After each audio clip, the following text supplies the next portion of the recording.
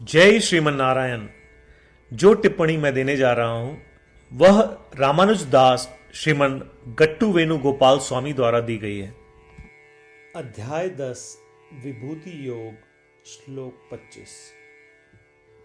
महर्षीणां भृगुरहं गिराम् अस्मि एकम् अक्षरं यज्ञानां जपयज्ञोऽस्मि स्थावराणां हिमालयः। ओम। गीताचार्य श्री कृष्ण परमात्मा अर्जुन सहित हम सभी को विभूति योग सिखा रहे हैं। परमात्मा कह रहे हैं, अर्जुन, मैं ऋषियों में भृगु महर्षि हूं। मैं सार्थक अक्षरों में प्रणव अर्थात ओमकार हूं। मैं सभी यज्ञों में जप यज्ञ हूं और पर्वतों में हिम पर्वत हूं।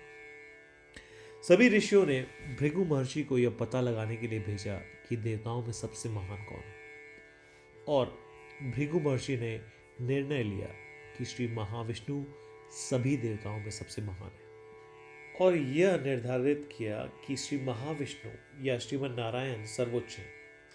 श्री कृष्ण परमात्मा कह रहे हैं कि मैं ही वह भृगु महर्षि हूं, और वे कह रहे हैं कि उस भृगु महर्षि ने उनका बहुत बड़ा अंश है।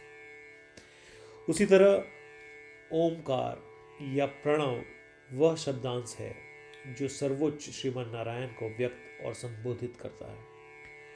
इसलिए श्री कृष्ण परमात्मा यह कह रहे हैं कि वह स्वयं ओमकार है, और उन्होंने इस ओमकार में अपनी उच्च मात्रा में अपना संबोधन रखा है। शास्त्रों में यह कहा गया है कि जप यज्ञ सभी यज्ञों में श्रेष्ठ है। यह अत्यधिक परिणाम देता है, और जप यज्ञ एक ऐसी चीज है जिसे हर कोई बिना किसी बाधा के कर सकता है। श्री कृष्ण परमात्मा यह कह रहे हैं कि वे ही जप यज्ञ हैं, और उन्होंने इस जप यज्ञ में अपना तत्व बहुत ऊंचा रखा है।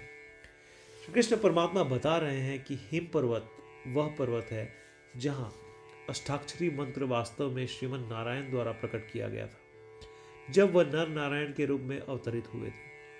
और हिम पर्वत सभी ऋषियों के लिए उनके सभी तपों की भूमि है।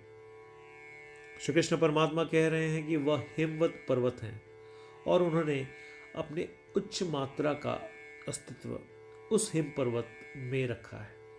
इसलिए जब भी हम भृगु महर्षि शब्द सुनते हैं, जब भी हम ओमकार का जाप करते हैं, जब भी हम मंत्र का जाप करते हैं, और जब भी हम हिमालय पर्वत को सुनते या देखते हैं, तो आइए हम श्री कृष्ण परमात्मा की शिक्षाओं को याद करने का प्रयास करें कि इन सब में उच्च मात्रा में श्री कृष्ण परमात्मा का अस्तित्व मौजूद है।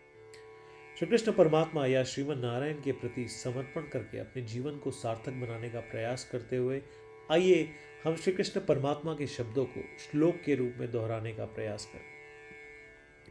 महर्षीणां भृगुरहं गिरामस्म्येकमक्षरं यज्ञानां जपयज्ञोऽस्मि स्थावराणां हिमालयः। श्रीमन्नारायण करिष्ये वचनं तव। सर्वं श्रीकृष्णार्पणमस्तु। जय श्रीमन्नारायण। श्रीमद् भगवद गीता का संपूर्ण सार श्री कृष्ण परमात्मा द्वारा अध्याय 18 श्लोक 65 से 70 में 8 कार्य करने के लिए दिया गया है। श्री कृष्ण कहते हैं, मुझे वे लोग पसंद है जो इन 8 बातों का पालन करते हैं। मैं उन भक्तों की हर प्रकार से रक्षा करूंगा। श्री कृष्ण परमात्मा द्वारा बोली गई संपूर्ण भगवद गीता को सुनने के बाद अर्जुन कहते हैं, करिष्ये वचनम तव, जिसका अर्थ है, कृष्ण, मैं वैसा ही करूंगा जैसा आप कहेंगे। यही कारण है कि श्री कृष्ण ने अर्जुन को सभी प्रकार की सफलताएं और जीत प्रदान की है। आइए परमात्मा को वचन दे कि हम इन 8 कर्मों का पालन करेंगे। ऐसी कोई पूजा, तप या यज्ञ नहीं है जो परमात्मा को यह शब्द देने से बढ़कर हो। मैं कहूंगा कि ये 8 प्रतिज्ञाएं हमें करनी चाहिए। कृपया आप सभी इन्हें अपने दिल और दिमाग में सोचें। इस प्रकार श्री कृष्ण को अपना वचन देते हुए आइए हम सभी श्री कृष्ण के सुंदर चेहरे को खुशी से चमकते हुए देखें और आनंद का अनुभव करें। जय श्रीमन नारायण। ये है हमारे 8 वचन। हमारा पहला वचन, हे श्रीमन नारायण, जैसा आपने निर्देश दिया मैं हमेशा आपका ध्यान करूंगा और आपके बारे में सोचूंगा। हमारा दूसरा वचन, हे श्रीमन नारायण, जैसा कि आपने सलाह दी मैं हमेशा आपका भक्त रहूंगा। हमारा तीसरा वचन, हे श्रीमन नारायण, मैं अपने सभी कार्य आपकी सेवा के रूप में और आपकी संतुष्टि के लिए करूंगा। हमारा चौथा वचन, हे श्रीमन नारायण, जैसा कि आपने अनुसरण करने के लिए कहा था, मुझे पूरा विश्वास है कि मैं आपका हूं और मैं हमेशा अपने हाथ जोड़ूंगा और आपको नमस्कार करूंगा।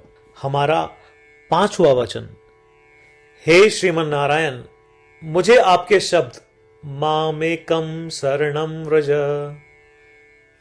याद आते हैं जो आपने सिर्फ और सिर्फ आपको ही समर्पण करने को कहा था।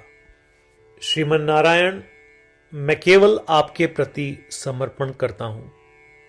हमारा छठा वचन, हे श्रीमन नारायण, मुझे आपके शब्द मां शुचः याद आते हैं कि आप हमें शोक न करने का आश्वासन दे रहे हैं। मैं अब शोक नहीं करूंगा। हमारा सातवां वचन, हे श्रीमन नारायण, आपने हमारे लिए श्रीमद् भगवद गीता देकर हम सभी पर कृपा की है और आशीर्वाद दिया है। मैं कम से कम 1 श्लोक पढ़ने या सुनने का वादा करता हूं। हमारा 8वां वचन, हे श्रीमन नारायण, आपने सारी मानवता को गीता प्रदान की। मैं गीता में आपके दिव्य शब्दों को उन भक्तों तक फैलाने का प्रयास करूंगा जो गीता से अपरिचित हैं।